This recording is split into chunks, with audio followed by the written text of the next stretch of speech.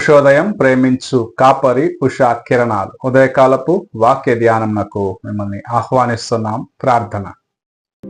మమ్మల్ని మిక్కిలిగా ప్రేమిస్తున్న పరలోకపు తండ్రి, ఈ ఉదయకాల సమయానికై వందనములు స్తోత్రములు చెల్లించుకో. మమ్మల్ని ప్రేమించి మరి ఒక దినము అనుగ్రహించిన నీ కృప కొరకు వందనాలు. ఈ ఉదయకాల సమయమున నీ వాక్యము చేత నాతోనూ మాతోనూ మాట్లాడమని యేసు పరిశుద్ధ నామమున అడిగి వేడుకుంటున్నాను పరమ తండ్రి, ఆమెన్.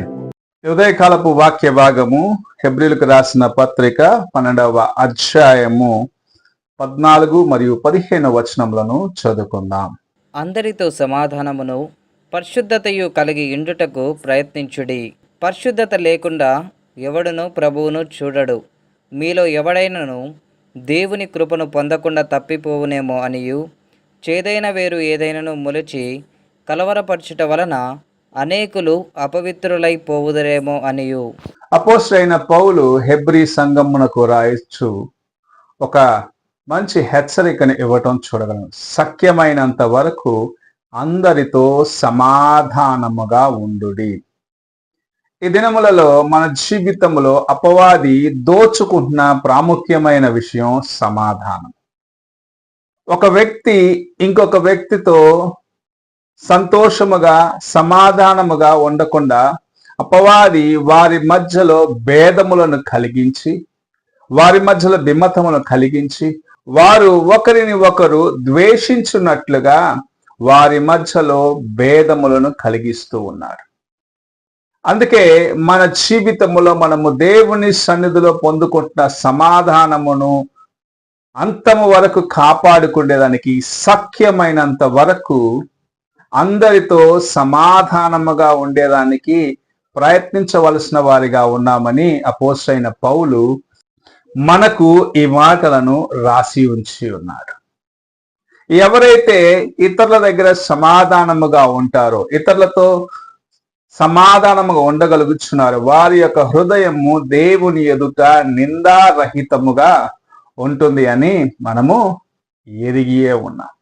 ఒక వ్యక్తి మరి ఒక వ్యక్తితో సమాధానముగా ఎప్పుడు ఉండగలడంటే ఆ వ్యక్తి యొక్క హృదయము ఎదుట వాని పట్ల ఎటువంటి కోపము, ఎటువంటి భేదములు లేకుండా ఇతరులను ప్రేమించే మనస్సు కలిగి ఉన్నప్పుడు మాత్రమే ఇది సాధ్యమవుతుంది.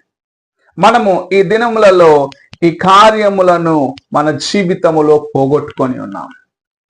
చిన్న విషయానికి సహోదరుల పైన ద్వేషము, కక్ష, కలహములతో ఒకరిపైకి ఒకరు తమ యొక్క బలమును చూపించడానికి, తాము ఏమి చేయగలరో అనే కార్యము చూపించడానికి కోపము చేత ఏమేమో ప్రయత్నిస్తూ ఉంటారు. అయితే మన ప్రభువు నేర్పిస్తున్న కార్యము సఖ్యమైనంత వరకు అందరితో సమాధానముగా ఉండటము. సమాధానముగా ఉన్న వ్యక్తి యొక్క హృదయము పరిశుద్ధముగా ఉంటుంది. దేవుణ్ణి చూడాలంటే, దేవుని దర్శించాలంటే నీకు ఆ హృదయము అవసరమై ఉన్నది. ఈ ఉదయకాల సమయమున నీ హృదయము దేవుని ఎదుట ఎలాగున్నది? నీవు నీ హృదయమును దేవునికి ముందుగా ఎలాగూ కాపాడుకుంటున్నావు? నేను దేవుని ప్రేమిస్తున్నానని నువ్వు ఎలా చెప్పగలుగుతున్నావు? చూడని దేవుని ప్రేమిస్తున్నాను అంటున్నావు. నీతో పాటు ఉండి నీతో అన్ని విషయముల్లో సహవాసము కలిగి ఉండే నీ స్నేహితుణ్ణి, నీ సహోదరుణ్ణి నువ్వు ప్రేమించకుండగా నేను దేవుని ప్రేమించటం అని చెప్పటము ఎంత నమ్మసక్యము కాని మాట అని గ్రహించుకోవాలి. ఈ ఉదయకాల సమయమున ప్రభు నీ దగ్గర ఎదురు చూస్తున్న కార్యము సఖ్యమైనంత వరకు అందరితో సమాధానముగా ఉండు. నీ హృదయమును పరిశుద్ధముగా కాపాడుకో. పరిశుద్ధత లేకుండా నీవు దేవుణ్ణి చూడలేవు. నీ హృదయము పరిశుద్ధముగా లేకుండా, దేవునితో సమాధానముగా లేకుండా, నీ సహోదరునితో సహా సమాధానముగా లేకుండా నీవు దేవుణ్ణి చూడలేవు అని దేవుని యొక్క వాక్యము సెలవిస్తుంది. నీ హృదయము ఎలాగుంటున్నది? ఉదయకాలమున దేవుని ప్రేమిస్తున్నాను అని చెప్పే సహోదరుడా, నీ హృదయం ఎలా కాపాడుకుంటున్నావు? దేవుని పట్ల నీ హృదయం ఎలాగూ నీవు భద్రపరుచుకున్నావు, లేక దేవుని కార్య పట్ల నీ యొక్క హృదయం ఎలా కాపాడుకుంటున్నావు అని పరీక్షించుకో. దేవుని కొరకు పరిశుద్ధులుగా జీవించు. నీ ప్రవర్తన, నీ మాట, నీ చూపు, నీ కార్యములన్నీ ఆయనకు అంగీకారముగా ఉండినట్లుగా, ప్రభు నీకు సహాయము చేయనట్లుగా దేవుని కృపను కోరుకో. గొప్ప కార్యములను ప్రభు నీలో నుండి బయటకు తీసుకొని రావాలి, ఇతరులకు ఇవ్వాలని ఆశిస్తున్నాడు. అయితే నీవు ఎలాగున్నావో నిన్ను నీవు ప్రశ్నించుకో. ప్రార్థన చేసుకుందాం. మమ్మల్ని మిక్కిలిగా ప్రేమిస్తున్న పరలోకపు తండ్రి, ఈ ఉదయకాల సమయం మీరిచ్చిన కొద్ది మాటలను బట్టి వందనాలు చెల్లించుకుంటున్నాం.